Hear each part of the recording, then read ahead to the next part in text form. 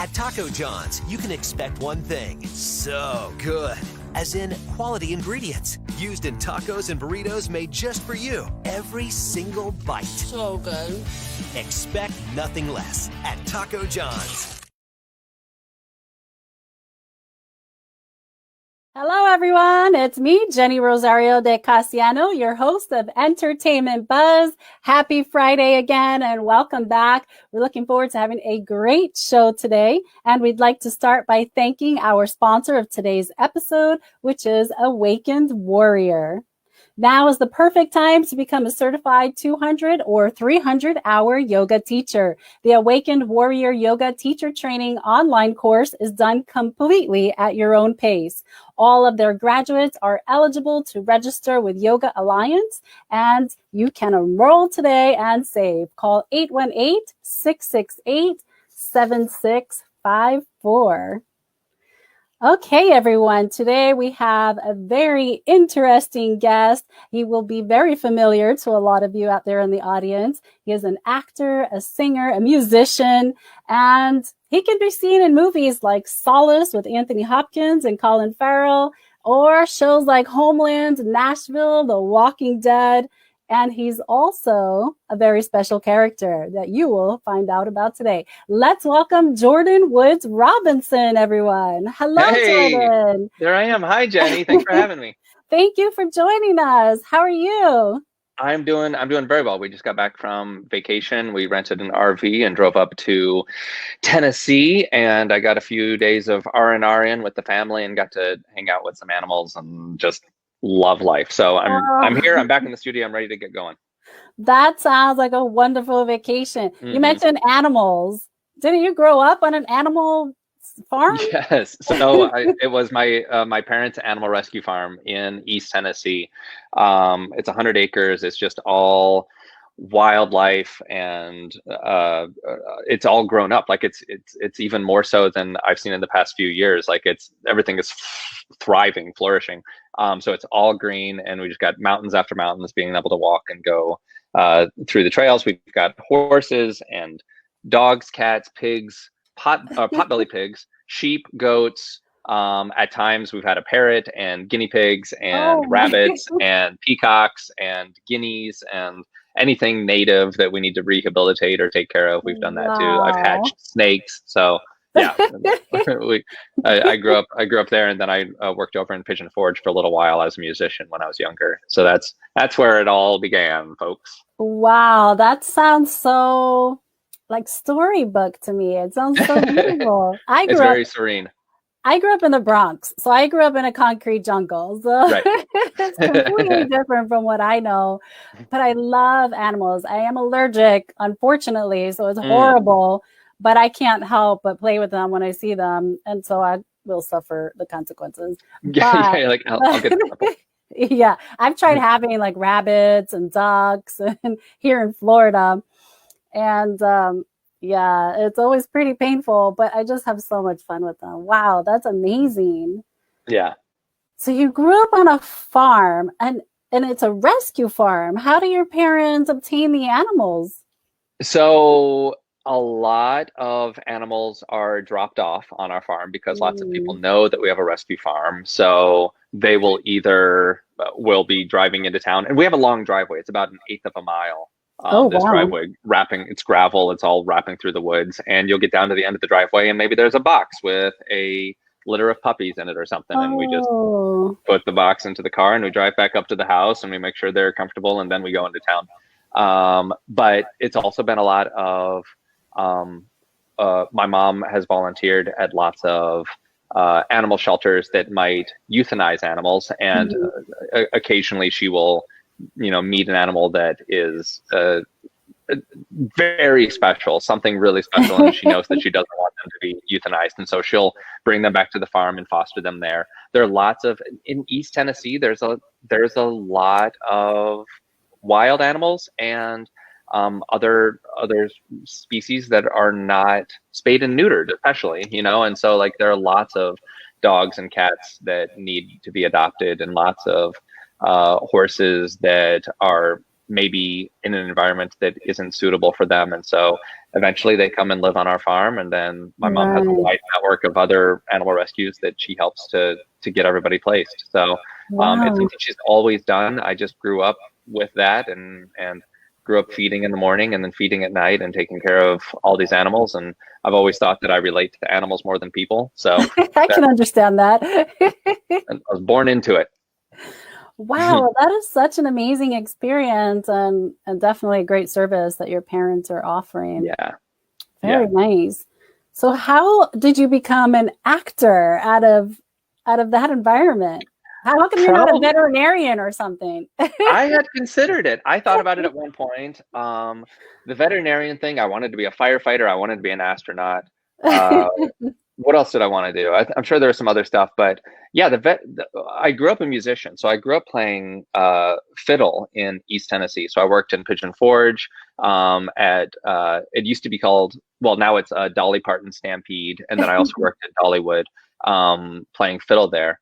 And I did that from 8 to 18, but also I've always, and even now, like, I say I'm an actor, but even more so, I'm an entertainer. I'm a performer, right? I'm an artist just of different hats. And so, I've always played music. And when I was 8, I got into my first play, which was Rumpelstiltskin, and I was Rumpelstiltskin. How fun.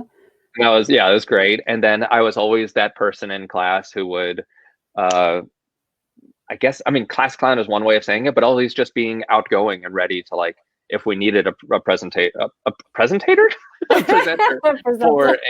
for a presentation or something like that, I would be the person who just felt comfortable being up in front of folks. And I think a lot of that actually came out of probably working with the animals too. Like, when you're, it's just me and my brother and my family, and we lived 30 minutes from anywhere. Our closest neighbor was a mile away. Oh my goodness. You end up talking to the animals, and you end up, telling them stories and singing for them and being their voice and all these other things. So I think a lot of that probably just lives within that world. I'm sure they're all very similar. But when I had done some theater in school and doing some other stuff, but then when I was 15 or 16, I went to a performing arts theater camp in the Catskills in New York, in upstate New York. Wow. Called Stage Door Manor. And that's where they have it's a very professional setup. They're still running today. Lots and lots and lots of Broadway and TV stars have come out of Stage Door Manor. And it's for people ages 8 to 18. I think those are the ages. It's a summer camp, and you go there and you stay for, they put up a new round of shows every 3 weeks. So I'm not like, I don't know. I'm not a spokesperson for Stage Door, but I think they do something like 11 shows in a session. Oh, and wow. So, and there are 300 kids there or whatever. So you get cast, you rehearse, and then you put up a 1 weekend run of a show in 3 weeks. And then everything clears out, and then a whole new group of campers come in, and they do the whole thing again. They do 3 sessions a summer. Oh my goodness. And so I did that for 3 years and met a whole bunch of great people that I'm still connected to today. Lots of people that you would recognize from film and TV, and from Broadway that I became friends with by going there.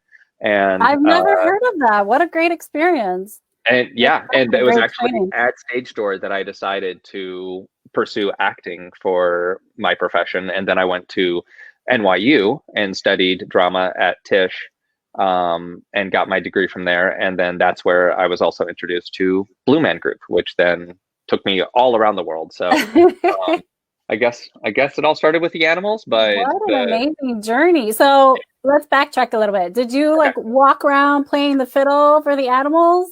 I'm sure I did. We had dogs that would howl. Yeah, I remember we had some dogs that would howl whenever I played. So I definitely played around the house. I'm one, I've learned by ear. So I've always been one just to I had a teacher for a while, but then I would also just turn on the radio and just play, and play along with the other bands and play along with popular songs and learn it that way. And if to this day, if I can hear a song, then I can play it.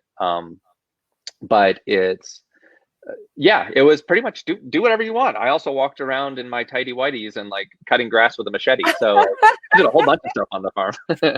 I love your story. It's such a unique it's such a unique blend of things that you've experienced. Yeah. And for Yeah. me, I mean, you're such a storybook character. We need to make a movie about you. Oh, please. Just don't. I Chances are that love would your happen, story. and then I wouldn't be cast. It would be about me. Like Right. Mark Twain went to a Mark Twain lookalike contest one time, and he came in second. And so like, Right. sure, we'd make a movie about me, and then like it'd be played by Jonah Hill or somebody. That's probably not. I You don't know. know who you make me think of is James Dean. He's kind of got a What? similar. Yeah, It's he the grew up hair. on a That's the only farm. thing. Well, his story was obviously it was much shorter lived than yours, but Hmm. he was the farm boy, went to New York Right. City and made Right. such an amazing career. I don't think I've Mm. met another actor like you, honestly, because I'm a city girl. So a lot of people I know are from the city. Right. So you're just so fascinating.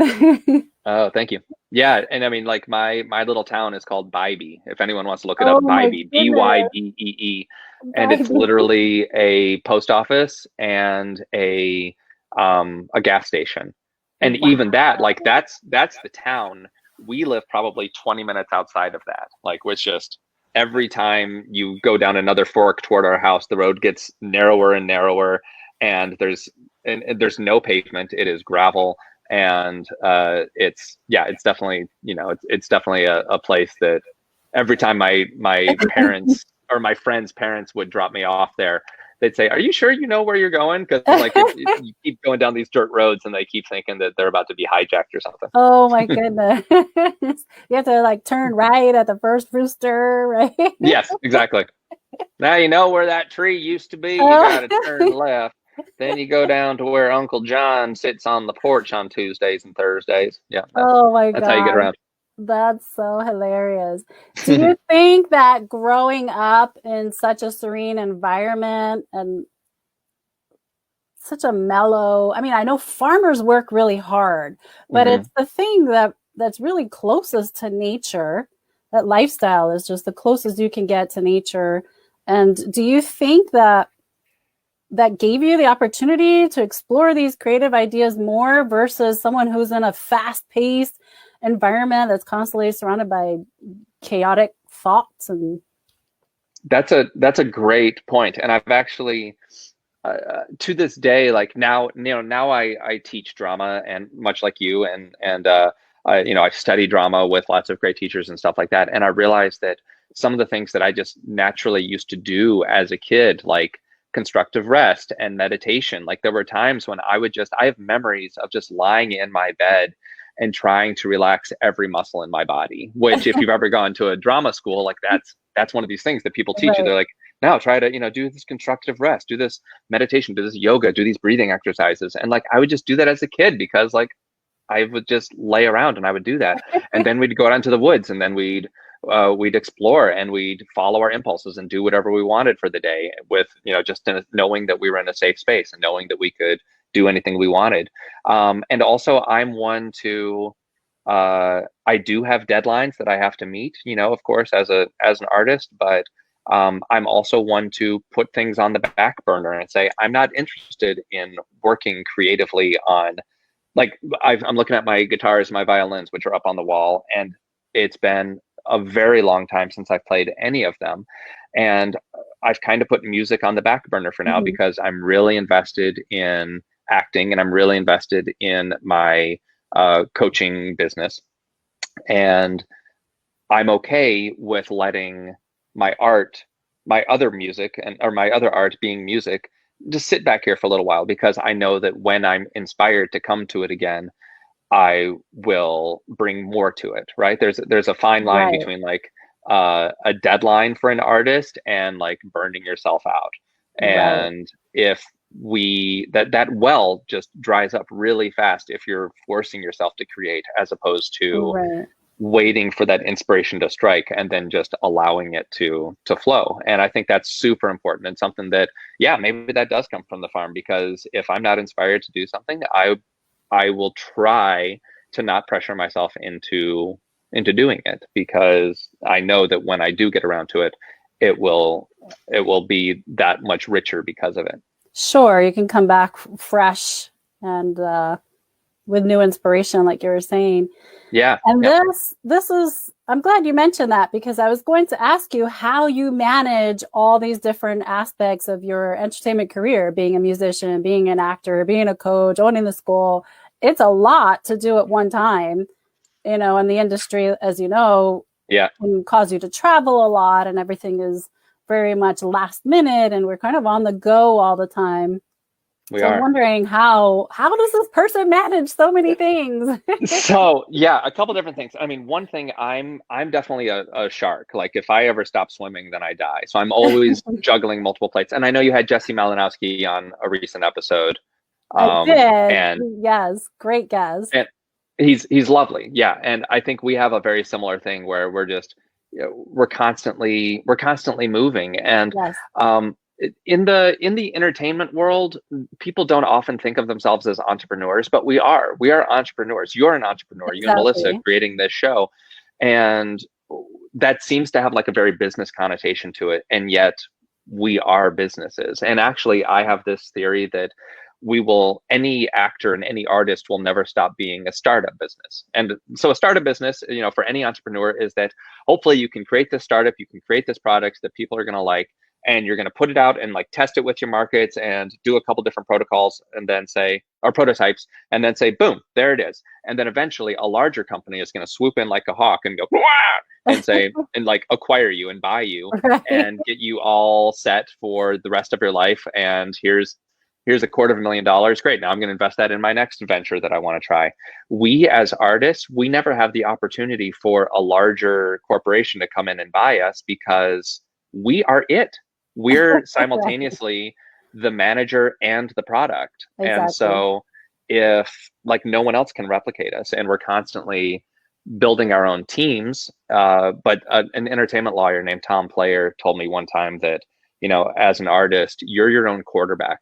And you might have this team of people around you, you might have all agreed on a play, but like when it's your time to, if you, I have to get the sports right, if you smell a blitz, then you have to call an audible. There we go. Sports. Now, for everybody else, including myself who doesn't understand that, that means just trust your gut. If at some point you think that the other team is going to do a surprise play on you, or you think something else is coming up, or you think that you alone have the right answer and the rest of your team is misguided, it's up to you to take control of that and to say, actually, I think this is how it needs to go because I'm the boss, right? And we know ourselves better than anybody else. So that doesn't really answer, so the question is, how do I keep it all going?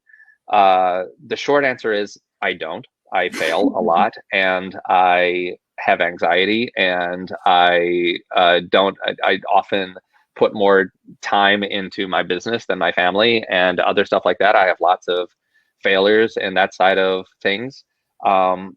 But the slightly longer answer is that I love it, and I love having multiple things going on. As an actor, I'm constantly auditioning for and trying new things. As a musician, I allow for music to inspire me and listen to music a lot in order to just keep the creative juices flowing. And I am constantly recording things on my phone to have little song ideas, music ideas. And then I've also been building an acting studio for the past 4 years or so. And it started off as being a self-tape business to work with actors who need to put themselves on camera. And then that turned into private coaching. And then that turned into classes. And then that turned into multiple locations. And then that turned into one big location with lots of different coaches and other folks working for me. And the nice thing is, and maybe this is the way to summarize all of this, the nice thing is I'm learning it all one day at a time. Right. And so it doesn't always feel like, oh my God, I have so many things going on. It feels like, what am I going to do today? What do I need to tackle today? And I often think of it as like, so I have 2 kids. And if someone just showed up on my step and like gave me a 5-year-old and a 7-year-old, I would be out of my mind, busy and like out of control and not knowing what to do and not having zero reference for any of this. But Right. the fact that you have built it from the ground up, the fact that you have spent one day at a time learning them and them learning you and learning the processes that you can share and all that other stuff. Now it's fine. Now you have a loving, working, most of the time stress-free relationship. And that's true with our careers as well. That's, take it one day at a time, learn it. It's a process of growth and development. Yeah. We're going to cut to a quick commercial break, but we'll be right back with more, Jordan. At Duke Energy, we deliver electricity and so much more, like free home energy assessments, rebates for energy-saving improvements, payment options to help you better manage your budget, and even bill credits for helping the community use less energy. So no matter what you're doing, we can help you make better energy choices every day. It's just another way we bring power to your life. How much can you save? Welcome back with Jordan Woods Robinson. Jordan, thank you again for talking about how being an actor or just being an entertainer in general is also being an entrepreneur. When I mentor new actors, aspiring actors, that's pretty much one of the first things I explain to them is that it's not just about performing when the camera's on. There's a lot of prep work that goes into that, but it's overall, it's running a business. You're running yourself as a business. And so they do have to link that right and left brain together in order to approach the industry. And if you can't do it, then you have to hire somebody to help you, right? Absolutely. Yeah. And I mean, as the CEO or however you want to think of it as your business, like the main thing I tell people then is to continue trusting your own gut. Because if you do, even if you do find someone to come in and run the, the business side of things for you, they are still offering their own opinions and they're doing what they think is best for you. But it's still up to you to say, actually, 95% of the time, you're right. But this one time, Right. I think I still want to, you said zig, I still want to zag. I want to zag, right? Because that's eventually, it's once you know the rules, like you need the training, you need the experience, you need to keep going, you need to work on all these things. So lots of people think that they can get an agent and be a successful actor without knowing anything about classes or technique, right? Oh yes, I know. And it doesn't compute, right? It doesn't. I wouldn't buy a wrench and say, great, I'm going to go join the plumbers union. Like, I don't know anything about any of that stuff.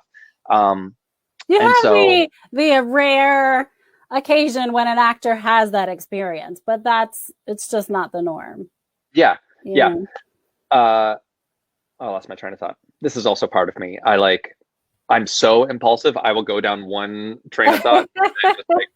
Now I'm just thinking. Well, that's part of being a creator. Like, that's one of the things I struggle with. And I have a master's degree in project management. So when I really set my mind to something and want to focus, I really can.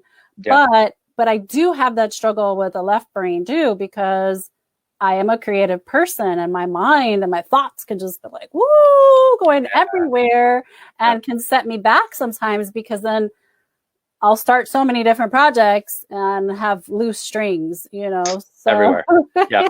One thing that's helped me, Jenny, I'm the same way. And actually, if someone puts down a list in front of me and says, these are the 3 things you have to do today, I go, no. I rip it up, even stuff and I'm like, I don't want to do things just because you told me to. But if you put down a list of 30 things in front of me, I'll be like, oh, cool. All right. I want to do that. I want to do this. I want to do this. And then I'll still get like 3 things done, but it's because I got to work on the stuff I was inspired by. And so as an artist, I try to do some of that same stuff for myself rather than like setting out a list of what I have to do today. I will do something called block scheduling where time blocking. Mm-hmm. Yeah. So time blocking. Exactly. So for this hour, and I think of it like you're walking into a neighborhood and you go into one house and that house only has, a room of scripts. And so then you're going to go into that house. And for that hour, you're only going to read scripts. You're only going to focus on reading and taking in all of these, great acting things that you wanted to work on. And then you walk out of that door and you go down to the next house and you go into that house, and that house only has one computer sitting on a table, and you take care of all of your emails or website maintenance or anything else you need to do on this computer. And then an hour later, you go out into the next house and it's got a beautiful kitchen with everything else, but no TV, no computer, it's just a kitchen. And it's a way of going into that space and saying, great, I'm here. This is what I feel inspired to work on. Okay, I'm going to tackle these major projects that I needed to tackle on my computer, and I'm going to do it right now. But I'm not going to have that burden me all day, because now is my computer time, not back then. That's great. That's a great explanation of how to compartmentalize the scramble that goes on. Yeah. So you talked about picking from a list, right? So let's apply that to, let's say, acting. Okay. How do you choose your roles? Are there roles that you prefer to do? We have some video clips that we're going to look at, and there's quite a variety of characters that you play. I do. I do have a bit of a. I'm very fortunate to have a bit of a chameleon-like scope of roles that I've played so far, right? I think the one thing that ties them all together is that they're all a little bit of an outsider. I don't know what that means, I don't necessarily look at a script and say, how is this person an outsider? But it just seems to be where I've fit somewhere. And generally I like the roles that just make me and or others a little bit uncomfortable. Okay, that's true. I can vouch for you. Yeah, watching some of these roles. I haven't been one to, I'm just now getting to the point where sometimes some scripts will come to me and people will say, hey, will you please read the script and consider playing this role? Most of the time I'm still doing the same auditions that everyone else is doing of, hey, this breakdown just came through, submit along with everybody else and cross your fingers. And that's the vast majority of stuff. But yeah, I've had some scripts come my way, and I found some really great, beautiful things that that again, I don't even know what it is. I've just trusted something about the writing, or something about the project, or something about the subject matter has just made me go, I can tell this story. I should tell this story. You can envision yourself in the character, basically. Yeah. But before that, it's a lot of whatever you throw at me. I try not to. I would say I'm a character actor, which I think allows me to have kind of that broad range, where the tricky part for me is not going so far into the character that I become a caricature. And that's something that I've learned, is that I need to keep it grounded. I need to keep it real while still allowing myself to play within this other person's shoes for a while. There's some actors that make lots and lots and lots and lots of money of just by being themselves over and over again, right? You give them a script and they are just the same person, just saying these words in a different way this time. And that's definitely, I can't do that. I've never been able to do that, about just being like, hey, I'm Jordan and I'm going to say these words and you're going to hire me. I do the work, and I do go down into that rabbit hole and go far. But you're a person that I don't feel like you can be typecast, because some people might look at me and judge us as one type of character, and that's some of the challenges I have in my career as well. Sometimes people perceive me completely differently than the way I perceive myself. And you're, I think, a similar person, because you have such a broad range, as we're going to see here in a minute. When I first look at you, you just look like so sweet and innocent. And I mentioned this to Jesse, because he has a similar sweetness to him. Yeah. But you guys actually play good bad guys. And you don't expect it. You don't expect it, and I think that makes the character scarier. I think so too. Yeah, it totally catches you off guard. So I met Jesse when we worked on my first ever film was a film called Scare Zone, and it filmed here in Central Florida, and Jesse and I were in it, and that's where we met. And yeah, my character name was Geek Number 2, but I was the killer. It was just that, I never had a name in the beginning, because they didn't, I was supposed to be just completely superfluous character. But in the end, you find out that I've been killing people and that I've taken people as hostages in order to impress this one girl that I'm in love with. Wow. But by being the unlikely killer, then that actually makes it even more terrifying when that person is the killer, because you're like, oh my God, they could be anywhere. Well, let's take a look at a similar character to what you just mentioned. This is a clip from Homeland, and I just want to warn the audience that it is a little bit graphic. So let's take a look. Take off your shirt. First, unlock my computer. Take it off.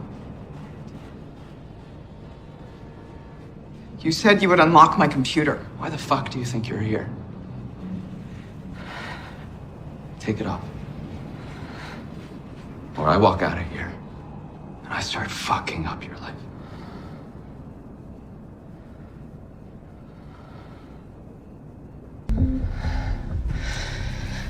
Please. I'll play with your titties. You fuck!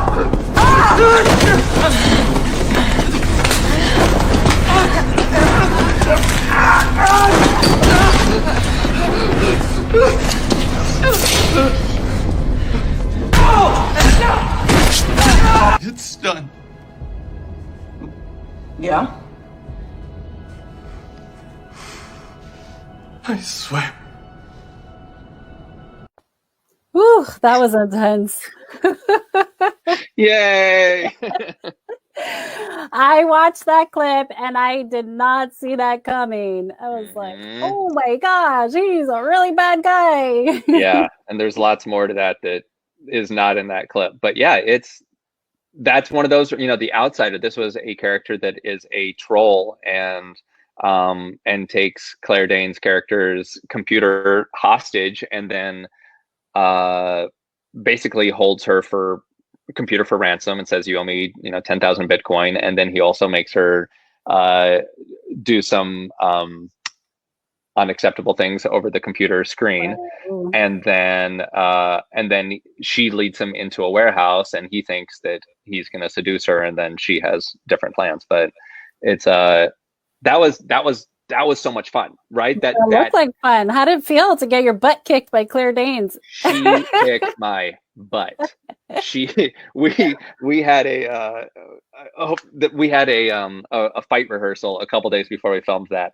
And the fight director is like, I really don't think that we're not going to go too crazy with this. I don't think we need this so much. We're really going through this so that Claire doesn't actually kill you on the day. I'm like, oh good. Good. Okay, then let's do this.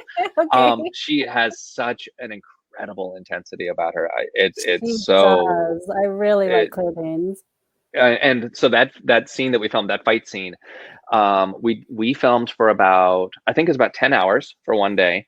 And it was something that we filmed for the first 4 hours, 5 hours of the fight sequence. And then we went off to lunch, and then we came back to lunch and the cameras turned around and we did the entire thing again for 4 hours or 5 hours. Wow. It was all hand to hand. The only part of that was a stunt double was the part where I tackled her and threw her to the ground. That was my stunt double. Wow. But everything else was us hand to hand. And we were both exhausted when it was done. It was one of those, I tossed and turned a lot at night. And when I went to bed that night, every time I turned, I had to lift my head up with my hands and position it over, because I couldn't use my neck muscles anymore. I was so tired. For 10 hours, that's a long day of physical activity like that. And I mean, I know you try not to hit each other too hard, but I'm sure it's kind of inevitable sometimes. I had some pads on my forearms and my knees, and that, and that was it was a plastic baton. But I actually told Claire, she was being pretty easy on me. I was like, I am wearing like plastic sleeves underneath here, so whale, go for it, like make it real. So she did, yeah. And I couldn't feel it, but that brings more. Good. Wow, yeah. So I don't have much experience with fight scenes like that. So I love hearing the breakdown of how it happened, because I just love action films, and I've done some martial arts in my life. So those are my favorite. I love watching fight scenes. Yeah. Yep. And Another fun thing, my first ever fight scene was also in Scare Zone. I was fighting a local actor, Chris Burns, and we were fighting, and apparently I was doing all of my own fight noises, because apparently the director came up to me after a couple of takes, and he's like, Jordan, you don't have to make your own fight noises. And I was going, and he's like, we'll add those in post. And I was like, oh, cool, great, all right, I'll just go back. Funny. But I guess naturally we do that. I guess in karate they say it's a form of pain release, Oh, interesting. That makes sense. That's why they say the kia when they hit, it helps release pain. It blocks the pain from going into the. Yeah. Oh, interesting. So we're gonna come back with another video clip after this commercial break. It takes experience to know the difference in property values. For example, this business is not the same as this business. And this house is definitely not the same as this house. And this? Well, this is definitely not the same as this. And that's why it's important to have someone who understands true property appraisals to help our community grow, while making sure everyone pays their fair share. Because experience matters. Re-elect Rick Singh for Orange County Property Appraiser. Okay, we're back with Jordan Woods Robinson. Boy, you've had such an amazing career. I'm excited for you. Thank you. Yeah, I've been very, very fortunate. Yeah. Very cool. Was that one episode on Homeland, or did you have a couple of episodes? It was one episode. That was a good episode to have. It was a good episode. That was a one episode guest star, and I mean, this is true about everything. At the end of that episode, a couple of the producers were talking about trying to get me back, going back into the writer's room, trying to figure out how to make it work, and it just never did. And that's the nature of the business, but it's always an honor to be on set, and then for folks to give you that notice and to say, you know what, we think this could keep working. We're going to try to make it work. And after that, there's 100 reasons why it will or will not work. But it was still really great to hear that. And I think things turn out the way they're supposed to, because you never know what other opportunities lie ahead that are meant for you. Right. Exactly. Yeah, so this is another clip from another great show that you're on, and you play a very different character. Let's take a look at Jordan in Nashville. With video, people do the marketing for you, right? They tweet about it, they post it on Facebook, but it has to be distinctive. It has to just grab the people. Like what? Stop by my cubicle when you're all done, all right? And I'll show you some cool stuff. All right. And let me know what you think. And if it's too sweet, then I'll trade you. Okay, thank you.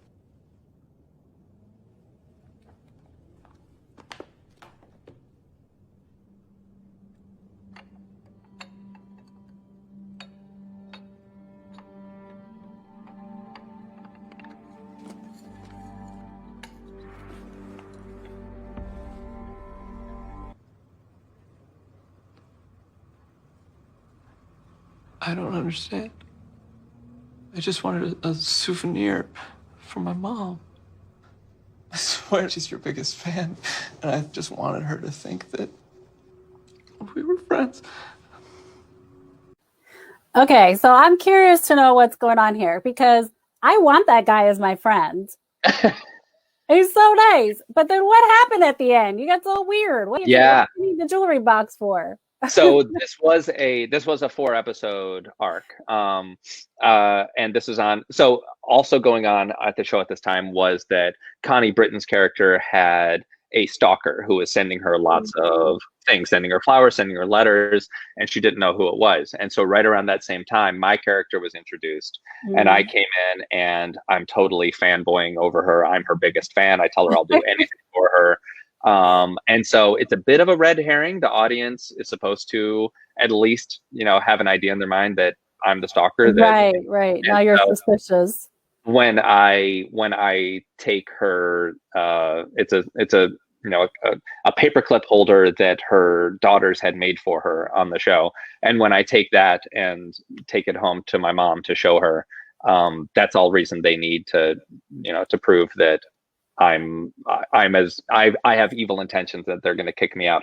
But yeah, that's another outsider, another person who he's so desperate to prove himself to other people around him that he's willing to like hurt those people right in front of him, that, and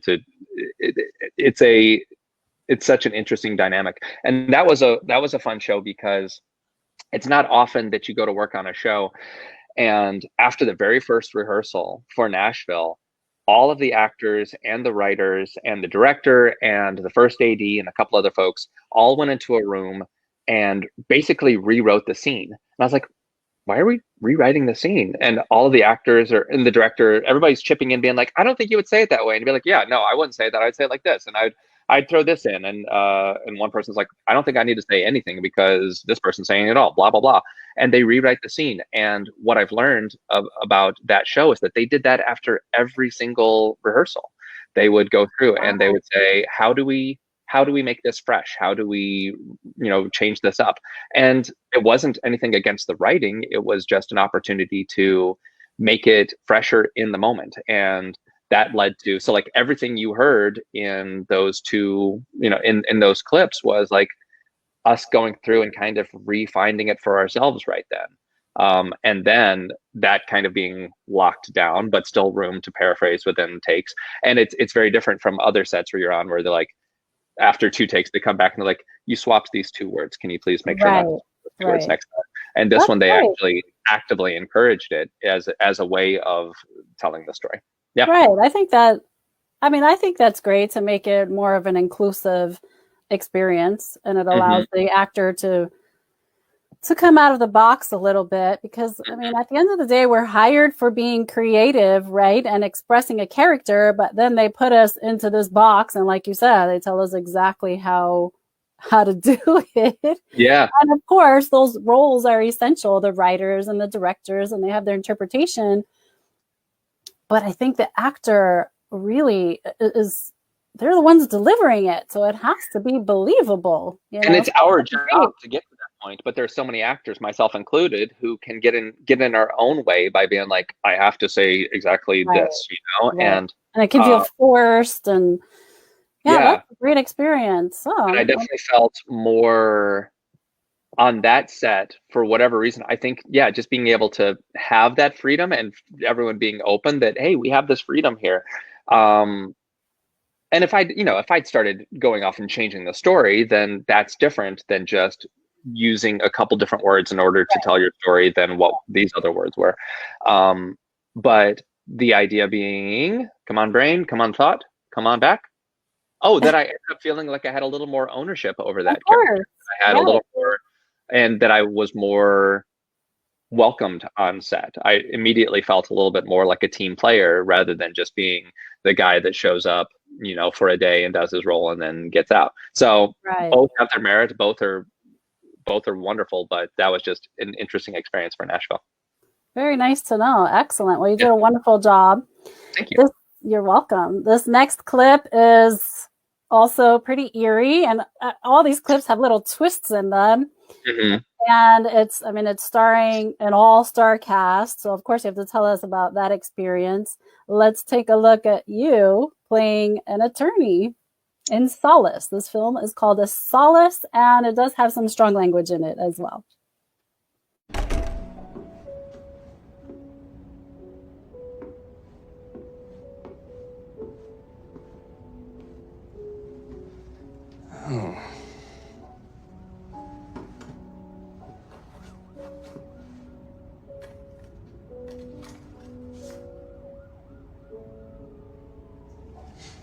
That's what it means. Congratulations, partner. I'm getting upped. Yeah, well, that's what 20 minutes with a rich geriatric will get you, huh? Well, I'm the youngest partner in the firm's history. You can tell your friends that.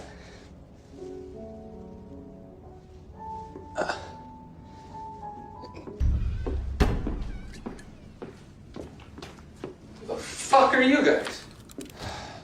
Sit down and shut up.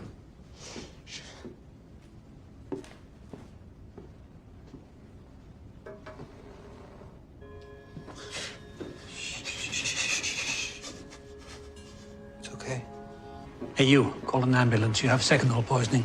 You need to get to hospital. Throw up, vomit, do whatever you have to do. Take plenty of milk. Good luck. That was a short-lived celebration. Yes, that's right. That's right. That was such an incredible experience. So, just the scene was obviously that was actually really cool. So they filmed this whole scene. It was probably a 15-minute scene altogether of me walking through my apartment, and then Colin Farrell and Anthony Hopkins intercepting each other. It's the climax of the movie, and they have this whole conversation over me, like through me, basically. And so I only selected a couple moments of that. Right. Oh, I gotta watch that whole movie. But it's got some other wonderful people, Jeffrey Dean Morgan, Abby Cornish. But that whole scene was about 15 minutes long, and they filmed it in its entirety every time. And so it had lots of moving pieces, lots of steady cams, lots of, there was a choreography to the crew and everybody else to make sure that everybody could see everything that was going on. And it was really cool to be a part of that process, plus to literally just be sitting between these two amazing actors and watching them work. Wow, yeah. What an incredible experience. What was that like? How did you feel? Was your heart like beating so fast? Like what was going on in your mind? I was freaked out at first, but a milestone for an actor. There are two things that stick out to me even to this day. Like in between takes, like, yeah, I was nervous. But also my character was trying to play nervous. So I wasn't necessarily like I wasn't trying to bring myself out of it in between takes. Like I was allowing myself just to kind of live there. Yeah. But Colin Farrell would come over and like ask questions, rub my shoulders in between things, just be a friendly guy, just to have, make it very clear that like, hey, we can just hang out, like everything's cool. Right. And at the very top of the day, Anthony Hopkins walks in, and before he had a chance, we were in this huge multi-million-dollar apartment in an Atlanta high-rise. And the whole apartment, the apartment itself was probably like 3,000 square feet. It was massive. Wow, that's just one apartment. Like, yeah. And Anthony Hopkins walks in, and before he walks up to the director, before he walks up to any other actor, before he goes to rehearsal, he walks around the entire perimeter of the room up to each and every crew person, shakes their hand, looks them in the eye, and asks them how their night was. Oh, I'm so happy to hear that. Yeah, and it added stories like that to our day, but it brought such a sense of camaraderie, and I haven't seen something like that before. And now if I went to a set and I tried to do that, like that would be ridiculous and pompous and terrible. But to have someone like Anthony Hopkins walk up to each person and like ask them how their dinner was and how their wife is doing and if their kid's feeling better and all that other stuff, like it was I've taken that with me, and I hope to be at that point someday where, I could have that much clout walking into a room and be able to just give back and constantly giving. And so be such a humble person, right? Yeah. It was a really warm experience, though. Those two have spent enough time that they know how to, warm up a space and to make sure that everybody's feeling good. Excellent. Well, I have to tell you, I am glad that it was Colin that went behind you in the kitchen and not Anthony Hopkins. I was like, oh no, we are in a kitchen with Anthony Hopkins. Yeah. Might not be good. I know. That was so funny. Good job. I'm going to take a look at that film just to see you. Of course, I want to see Anthony and Colin, but I'm going to watch it just to see you and that amazing scene. You're welcome. So we have another clip here of The Walking Dead. That's another huge show. Mm-hmm. What was that like? This was, to this day, this is, if people ever, I don't get recognized much, but if people do recognize me, it's for The Walking Dead, right? Okay. And it's definitely the first thing that I can say that. And if someone says, I know you from somewhere, I can usually say this, and it's rare that they're like, no, I don't watch that. That's usually it. But another incredible cast, another incredible crew, and talk about people that are just amazing storytellers. Like it's actually really funny. So on The Walking Dead, on the set, all of the actors are constantly making jokes and doing things in between, trying to liven the mood. And I think it's because the show is already so heavy that like they want to, in between takes, they want to remind themselves as much as possible that this is all pretend and that this is an opportunity to like just be people and to bond, and we're not actually in the apocalypse, because then as soon as those cameras start rolling again, then we're back in it, you know? Right. You got to keep your sanity on a show like that, right? Yeah. But I did 16 episodes over 4 years, and everyone from Ross Marquand, who plays Aaron, and one of the first people I met was who did I meet first? Was it Rick?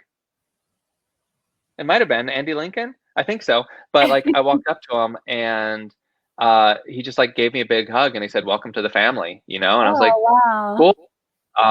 And it's just a very warm, everybody's very supportive, and like they've got it down to a science as far as like telling these stories. And I learned a lot being on that show. And I also learned that as an actor, I got a lot more, this is going to sound strange. And so I'm speaking really to the other actors out there. I got more insecure after working on The Walking Dead. Really? Because all of a sudden then I like felt like I had to start proving myself more, you know, like before that, it's like, I'm just doing whatever I think I need to do on set and I'm going to fight through it. But then once I'm on The Walking Dead, I'm like, this is a big name. Now there's more pressure on me to continue to perform, to continue to like bring something valuable to the table. And then I started putting all these insecurities on myself.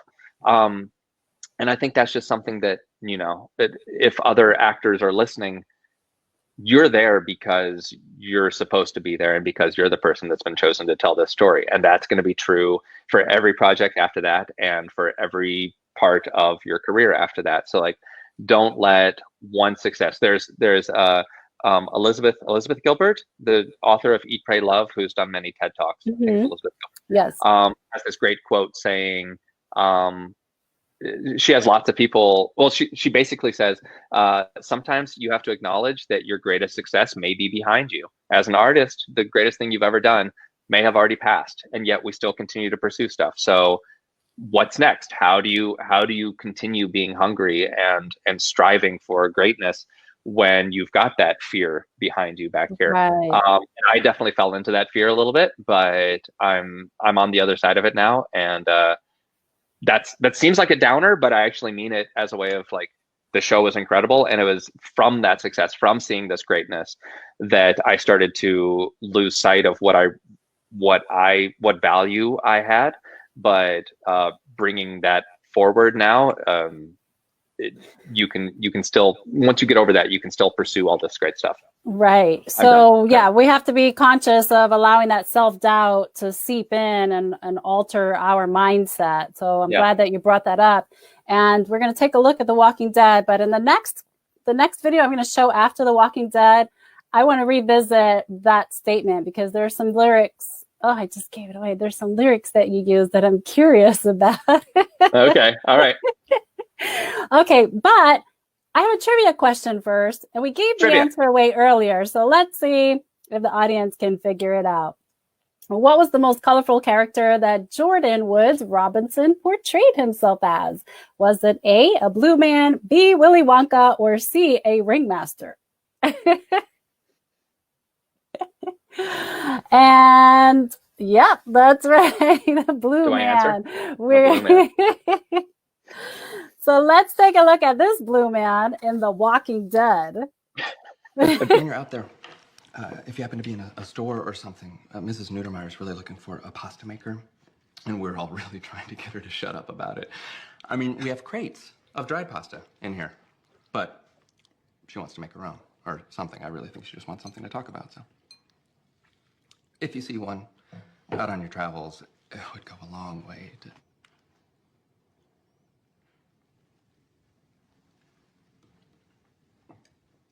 I thought it was done. You didn't ask him already.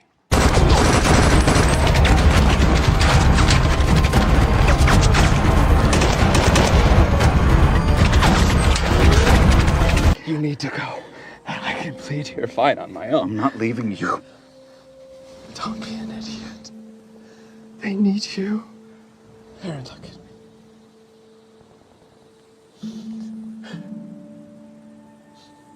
Look at me.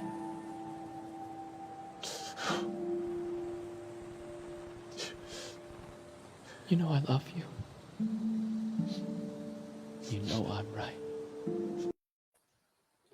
That was intense. Mm. I like That those was two clips that you put together because you showed that intense, like a Rambo type character, and then that really sensitive side. Yeah, Eric was always such a pacifist through the seasons, and always having the mindset that we're safe here. Let's hold down the fort. Let's take care of people at home, and then we will continue to protect ourselves that way. And my partner was always of the mindset that no, we need to go out. We need to help those out there. We need to bring them back to safety. So it wasn't until the end of my arc that I finally said, okay, great. The time has come that I can no longer be a pacifist. There is no safety anymore. We have to go out and fight. And that led to this really beautiful final scene where not a lot of characters get that beautiful send off, right? A lot of times it's like, he's dead, keep running. Right? Exactly.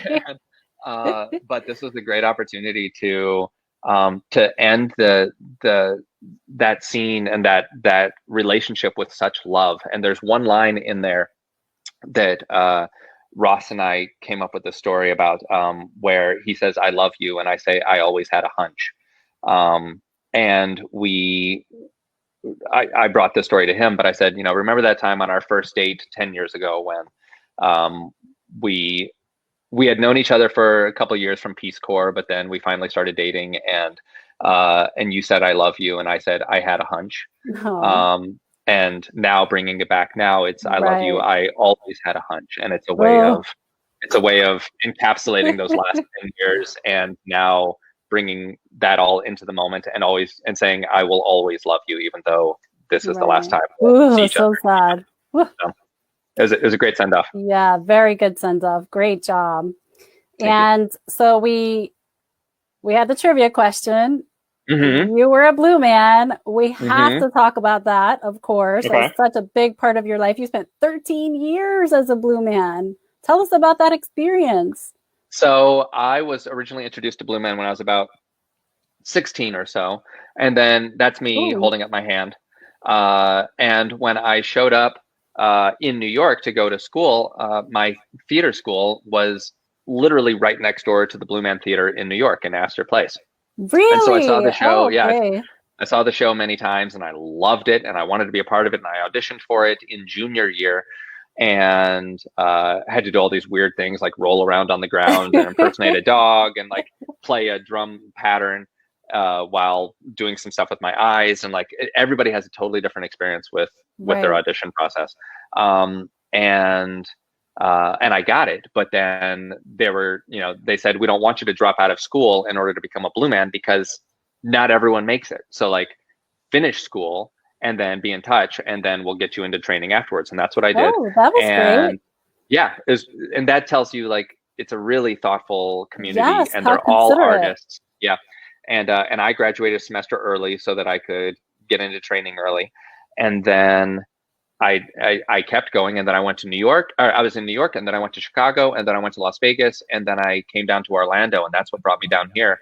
And then I started doing film and TV stuff. But the show itself is incredible. For anyone who's ever seen Blue Man Group, it's really tough to explain what the show is. Right. And but if you see it, then you understand, and it's an incredible multimedia experience, and these characters are communicating through music, which is perfect for me being a musician. Right.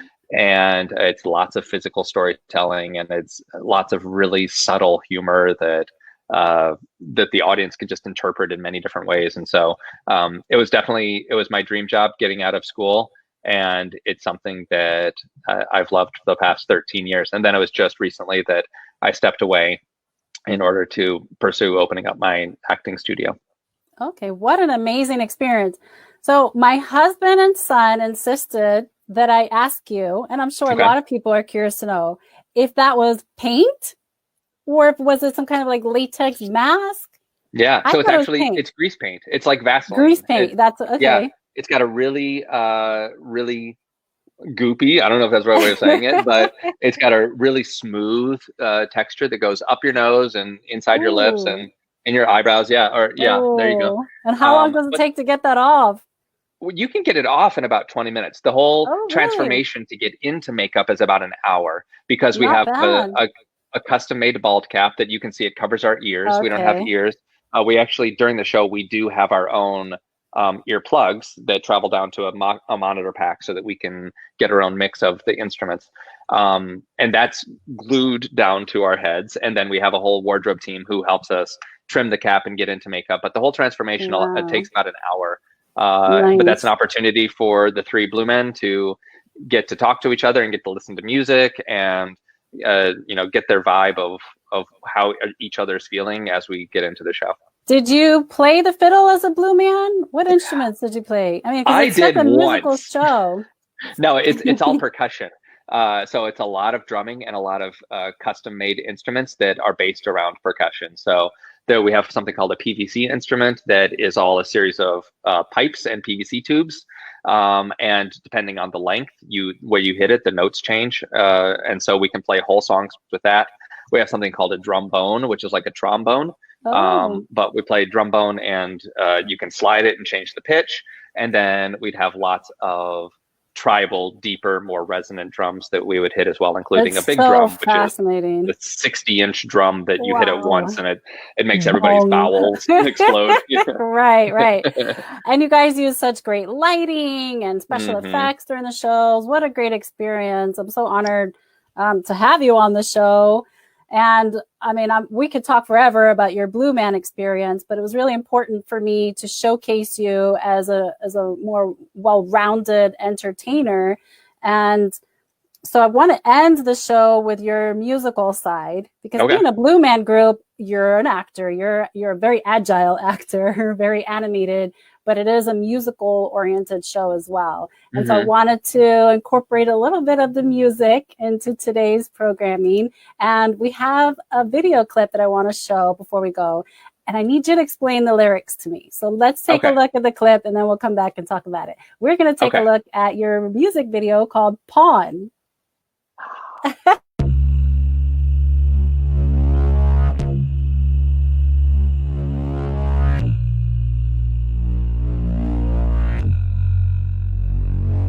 There is a pattern, it's starting over again. And once you see it, that means you've come to the end. Flip the board, I don't wanna play no more. Flip the board, I don't wanna play another moment. Another casualty, another heartbreak, another broken strategy. Flip the board, I don't wanna play no more. Flip the board, I don't wanna play no more. And the world's the same, it's the game that's changed. For just trading a life, you get an hour of fame, and you feel so small, but they know your name. And for that blink of an eye, you can get to be king.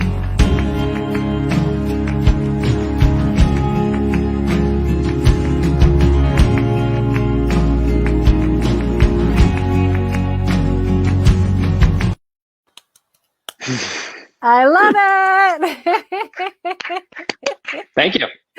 You're welcome. Oh my gosh, I had so much fun listening to your music. You have some great music on your site.